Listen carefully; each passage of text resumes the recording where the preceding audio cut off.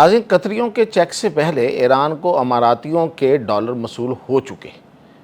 3 ارب dollar موصول ہونے کا انکشاف ہوا ہے۔ اور یہ جو 3 ارب ڈالر ہیں یہ کیوں ادا کیے گئے؟ باقی مزید کتنے ارب ڈالر یعنی کہ ارب آپ کو پتہ نا کتنا ہوتا ہے، اتنے ڈالر جو ہیں وہ کتنے اور ادا ہوں گے، کیوں ہوں گے؟ یہ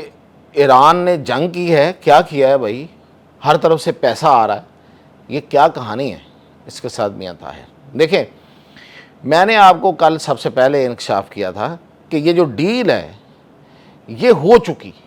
اور اس کا جو میرے پاس سب سے بڑا ثبوت تھا وہ یہ تھا کہ وہاں قطری بیٹھے ہوئے ہیں،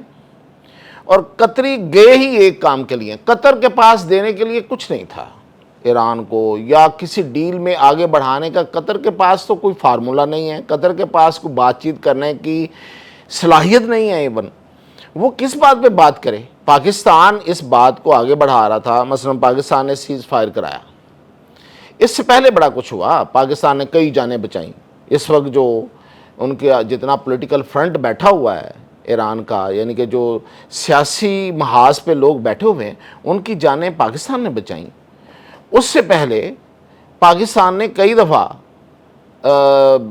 جو ٹرمپ ہے اس کے پاؤں کے تلے سے زمین نکالی کہ نہیں دیکھنا، آپ کو نہیں پتا، یہ جو ایران ہے یہ بڑا وار کے لحاظ سے، جنگی لحاظ سے ایک خفیہ چیز ہے، اس میں آپ کو پتہ نہیں ہے کہ کیا کیا ہے، تو جنگ نہ کریں۔ اس کی بہت بڑا ثبوت اگر آپ یہ کہیں گے کہ میں ایم ہی مار رہا ہوں، تو 2025 کی جون کی جنگ ہے کہ جب اس نے حملہ کر کے وہ واپس چلا گیا۔ یہ جو 26 میں ہوا ہے یہ تو انتہائی مجبوری میں، جیسے وہ کہتے ہیں نا کہ پکڑ کے کھینچ کے اس کو پلوان کو کھاڑے میں پھینک دیا جاتا ہے کہ نہیں تو نے لڑنا ہی لڑنا، ابھی پیسے نہیں لیے ہوئے تم نے۔ جس پہلوان کو آپ نے پیسے دے دیے ہوں تو اسے کہتے ہیں چل بھائی لڑ، پیسے لیے ہیں تم نے۔ تو کچھ اسی طرح کا معاملہ امریکہ کے ساتھ ہوا کہ وہ جو اسرائیلی نیتن یاہو ہے وہ کھینچ کے لے آیا اس کو۔ اب پتہ نہیں کیا کیا لیا ہوگا ٹرمپ نے یا کس وجہ سے جان چھڑا رہا ہے، بہت سی چیزیں ہیں، بہت سی کہانیاں ہیں، میں بھی آپ کو بتاتا رہا ہوں۔ ابھی تو یہ جب جنگ بند ہونی ہے اور اس کے بعد جو کہانیاں نکلنی ہیں، پتہ نہیں کیا کیا پتہ چلے گا کہ کس وجہ سے کیا مجبوریاں تھیں اس ٹرمپ کی اور امریکہ کی اور امریکی انتظامیہ کی کہ وہ اس جنگ میں آ گئے، ورنہ انہیں ایک دھلے کا فائدہ نہیں ہوا، نقصان ہی نقصان ہوا ہے۔ تو یہ اس میں پاکستان ہی تھا جو چیزیں جو ہے نا وہ بہتری کی طرف لے جاتا رہا ایران کے حوالے سے۔ پھر اس کے علاوہ یہ ایران کو تو ایک سائیڈ پہ رکھے، اس پورے خطے کو جو جنگ سے بچایا، جنگ کو پھیلنے سے بچایا، لوگوں کے نقصانات سے بچایا، یعنی کہ جانیں بچائیں، مال بچایا لوگوں کا۔ سعودی عرب، کویت، ان کا دیکھیں، کویت اور جو بحرین پہ حملے ہوئے ہیں وہ ان کی اپنی کسی جگہ پہ نہیں ہوئے، سوائے یہ کہ امریکی جو تنصیبات ہیں اس پہ ہوئے۔ ہاں کچھ ایک دو جگہوں پہ ان کی، خاص طور پہ تیل کی ان جگہوں پہ ہوئے شروع میں، لیکن وہ تو جنگ تھی نا، ایسا تھا کہ کہیں کوئی میزائل ادھر جا بھی سکتا اور مارا بھی ہوگا۔ لیکن جیسے جیسے وقت گزرتا گیا، پاکستان کا کردار اس میں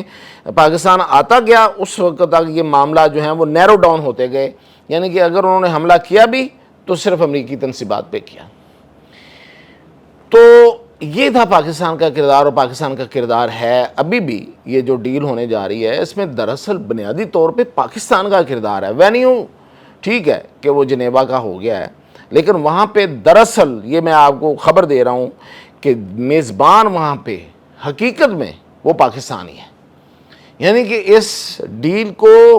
کا بروکر پاکستان ہے، اس ڈیل کو بنانے والا، آگے لے جانے والا، اور جب تک سائن نہیں ہوں گے، اس کا نام بھی جو ہے وہ خود اراغچی نے کہا ہے کہ اسلام آباد میمورنڈم رکھا جائے گا، تو پاکستان وہاں پہ موجود ہوگا، اعلیٰ ترین قیادت موجود ہوگی، اور اس کے سامنے جو ہے یہ سائننگ ہوگی۔ وینیو پہ کوئی اگر خوش ہوتا ہے تو ہوتا رہے کہ وینیو تبدیل ہو گیا۔ اب میں آتا ہوں کہ جو پاکستان کی تو یہ تھی پوزیشن، اور پاکستان تو اس حد تک چیزوں کو آگے لے کے چل گیا اور چلا۔ بھئی قطریوں کے پاس کیا ہے؟ تو میں نے اسی لیے کہا تھا کہ قطر والے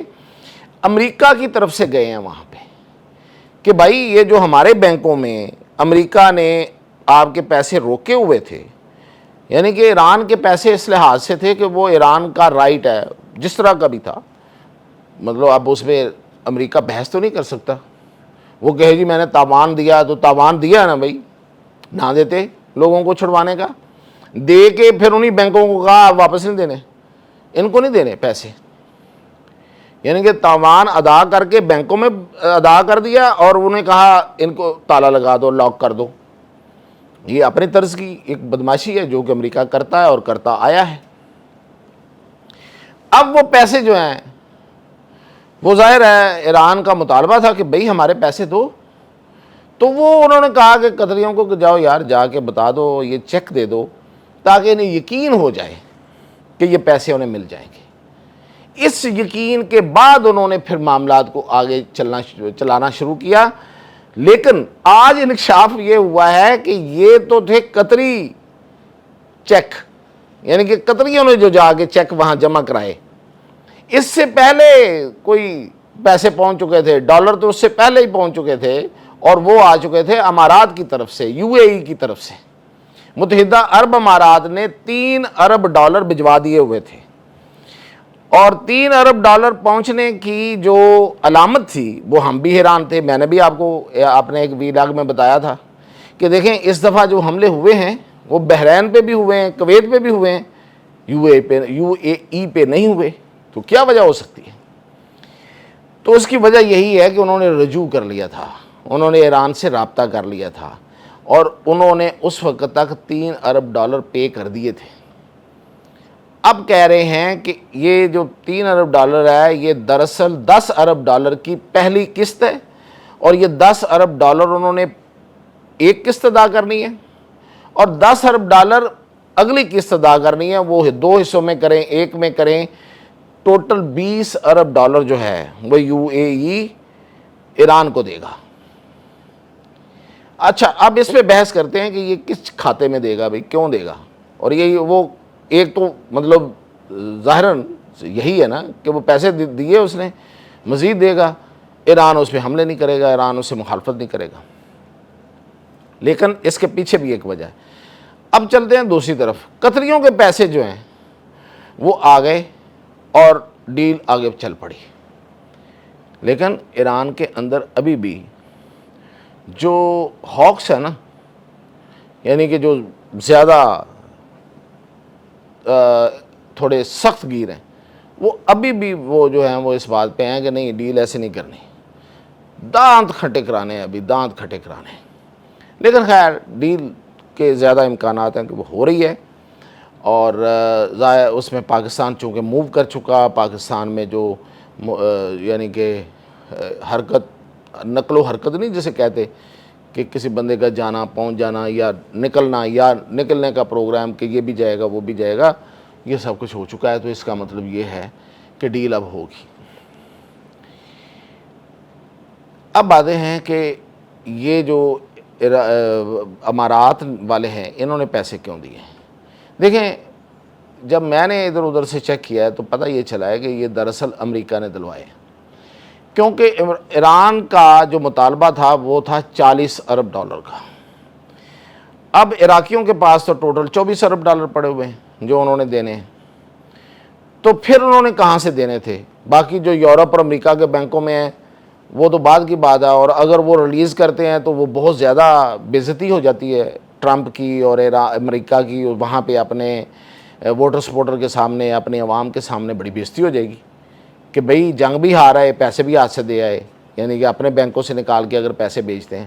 تو پھر اس کو انہوں نے متبادل یہ نکالا، انہوں نے امارات کو کہا کہ آپ پے کر دیں تو ہم آپ کے بینکوں میں یہ پیسے بھیج دیں گے، یہ اطلاع ملی ہے۔ یعنی کہ یہ اگر کہا جائے، اور کل کو یہ تردید آنی ہے، ویسے تردید آنا شروع ہو گئی ہے ادھر ادھر سے، ہو سکتا ہے بعد میں امارات والے خود بھی کہہ دیں کہ نہیں ایسا کچھ بھی نہیں ہے، کیسے ہو سکتا ہے، لیکن حقیقت یہ ہے کہ پیسے ادا ہوئے ہیں۔ اب یہ پیسے ادھر سے امریکہ سے یو اے ای کے بینکوں میں آ جائیں گے اور ان کو پے کر دیے جائیں گے، یعنی کہ جو ایران کے پیسے امریکی بینکوں میں پڑے ہیں وہ انہوں نے امارات کے ذریعے ادا کروانے ہیں، بھجوانے ہیں، تاکہ وہ کہتے ہیں نا کہ عزت بھی بچ جائے اور پتہ نہیں اور کیا بچ جائے، تو وہ عزت بیسیکلی بچا رہے ہیں اور تو کچھ بچا نہیں ہے ان کا۔ اس کا ایک اور پہلو بھی ہے اگر اس پہ غور کریں، وہ یہ ہے کہ جو امارات ہے نا، وہ شاید اب اس نے ری تھنک کیا ہے، کوئی نظر ثانی کی ہے اپنی پالیسیز پہ، اور خاص طور پہ جو ولی عہد ہے اس وقت یو اے ای کا، شیخ خالد کو، مطلب اس کا بیٹا ہے جو زید کا، تو وہ جو ہے وہ شاید اس پہ وہ تھوڑا ڈیفرنٹ آدمی ہیں، وہ کاروباری آدمی ہیں، اور وہ اسی یو اے ای کو، اسی دبئی کو واپس لانا چاہتا ہے جو اس کا اصل میں جو اس کی ریسپی تھی۔ دبئی اور یو اے ای کی ریسپی کیا تھی کہ پوری دنیا کے سرمایہ کاروں کو اکٹھا کرو، ایک ہب کے طور پہ اپنا پلیٹ فارم پیش کرو اور ان سے کمائی کرو، امریکہ کے ساتھ دوستی بنا کے رکھو،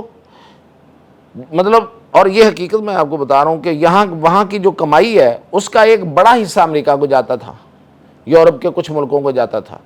یعنی کہ 40% ان کو ادا کرتے تھے، 60% اپنے پاس رکھتے تھے، اور باقی پوری دنیا کی کمائی وہاں کر رہے تھے۔ پوری دنیا کے لیے ایک پرکشش مقام، سرمایہ کاری کے لیے بھی، انسانوں کے لیے بھی، اور ہر طرح کے انسانوں کے لیے،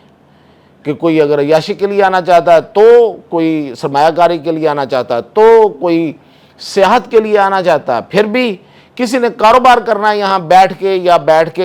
وہ جو سٹا کھیلنا ہے، وہی جو پوری دنیا میں سٹاک ایکسچینج جس کا نام ہے، جو بھی کرنا ہے وہ یہاں آگے کریں، سیکیورٹی کے ساتھ کریں، امن کے ساتھ کریں، سکون کے ساتھ کریں۔ لیکن یہ سب کچھ تو تباہ ہو گیا اس جنگ میں، اور ایسے لگا کہ جیسے ایک قیامت آ گئی۔ قیامت اچانک آتی ہے نا، قیامت کا مطلب ہے اچانک آنے والی چیز، آتی تو نہیں ہے ابھی، پتہ نہیں کسی نے دیکھی بھی نہیں ہے، یعنی کہ قیامت کا مطلب ہی یہ ہے کہ اچانک آنے والی چیز ایسے اچانک آ لے گی، تو اچانک آ لی ان کو یہ والی جو قیامت تھی، قیامت کی کوئی شکل تھی ایران کی شکل میں، ایران کے مسائلوں کی شکل میں، کبھی سوچا بھی نہیں تھا وہاں بیٹھے ہوئے لوگوں نے، اور ایون ان لوگوں نے، تو وہ سب کچھ ہو گیا۔ تو جب سب کچھ ہو گیا تو اب اس کو ریورس کرنا ہے، تو پھر ظاہر ہے کوئی قیمت تو ادا کرنا پڑے گی۔ تو یہ تھی قیمت، ایک تو نقصان کی صورت میں سرمایہ کار بھاگ گیا، ٹرسٹ ختم ہو گیا، مسئلے مسائل بن گئے، ویرانی چھا گئی، اور دوسرا یہ پھر کہ ہاتھ سے بھی پیسے دینے پڑے۔ تو یہ کہتے ہیں کہ ولی عہد کی سوچ ہے۔ اب دیکھتے ہیں کہ یہ آگے بات کہاں تک چلتی ہے، لیکن ایک بات طے ہو گئی ہے کہ ایران نے اپنی شرطیں منوا لی ہیں۔ ابھی تو 14 نکاتی ایگریمنٹ کہہ رہے ہیں، میمورنڈم، ایگریمنٹ تو نہیں ہے، میمورنڈم ہے۔ اب ان 14 نکات میں اور کیا کیا ہے، اور کتنا جو ہے وہ ایران کی طرف گیا اور کتنا جو ہے امریکہ کے ہاتھ سے چھینا گیا ہے، دونوں صورتوں میں امریکہ ہی اس میں گھاٹے کا سودا کر کے بیٹھا ہے۔ یہ بس اگلے کچھ دنوں میں پتہ چل جائے گا۔ اجازت دیجیے۔